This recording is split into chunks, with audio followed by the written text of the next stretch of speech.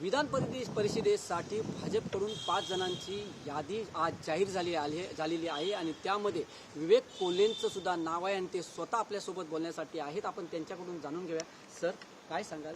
आज तुमची यादीमध्ये आज नाव आलेलं आहे, काय तुमची पहिली प्रतिक्रिया? निश्चितपणाने सर्वात प्रथम मी राज्याचे लोकप्रिय मुख्यमंत्री आदरणीय देवेंद्रजी फडणवीस साहेबांचे, तसेच भारतीय जनता पार्टीचे प्रदेशाध्यक्ष, पार्लिमेंटरी बोर्ड, कोर कमिटी आणि याचबरोबर देशाचे गृह व सहकार मंत्री अमितभाई शाह यांचं विशेष आभार मानू इच्छितो.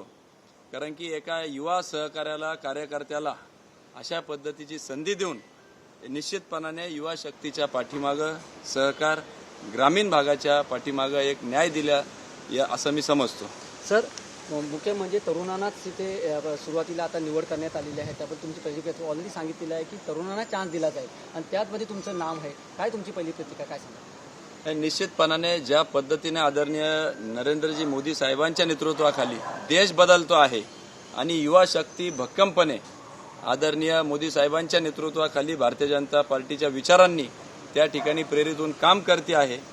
एका पद्धतीने मी म्हणतो तरुणासोबत एक भारतीय जनता पार्टीचा कार्यकर्ता म्हणून देखील ही संधी मोठी आहे आणि निश्चितपणाने याचं पूर्ण न्याय देण्याचं काम मी माझ्या कारकिर्दीमध्ये करेल, एवढंच मी आपल्याला या निमित्ताने सांगतो. सर, तरुणांना म्हणून तुम्हाला संधी दिलेली आहे, काय तुमच्या कार्यकर्त्यांना नाही आव्हान कराल या संदर्भात? निश्चितपणाने मी खरं तर आमचे आजोबा स्वर्गीय शंकररावजी कोल्हे साहेबांचं या ठिकाणी विनम्र अभिवादन करू इच्छितो. त्यांचा वारसा आम्ही त्या ठिकाणी कोपरगाव, अहिल्यानगर या ठिकाणी पुढे नेतो आहे.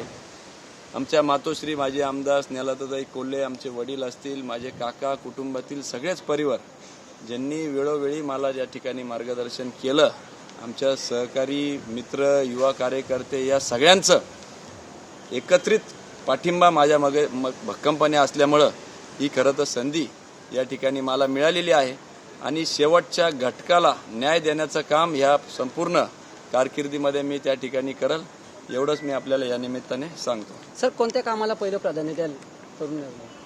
निश्चितपणाने रोजगार, सिंचन, ग्रामीण अर्थव्यवस्थेला भक्कम करण्याच्या दृष्टिकोनातून आणि भारताला महासत्ता होण्याच्या दृष्टिकोनातून आपल्याला 5 ट्रिलियन इकॉनॉमीच्या दृष्टिकोनातून वाटचाल करायची आणि त्याच्यामध्ये शेती असेल, कृषी असेल, पर्यावरण असेल, सिंचन असेल आणि युवा सशक्तीकरण असेल, महिला सबलीकरण असेल, ह्या सगळ्याच मुद्द्यांना घेऊन त्या ठिकाणी या उमेदवारीचा उपयोग मी करण्याचा माझा मानस आहे. धन्यवाद सर, TV9शी बोलल्याबद्दल पुन्हा एकदा तुमचं अभिनंदन.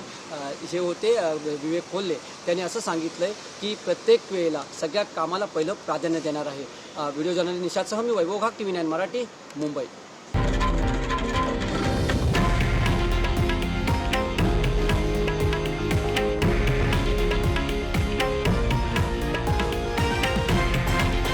हे आहे देशातील नंबर 1 न्यूज नेटवर्क आणि आपण पाहत आहात TV9 मराठी, एकमेव.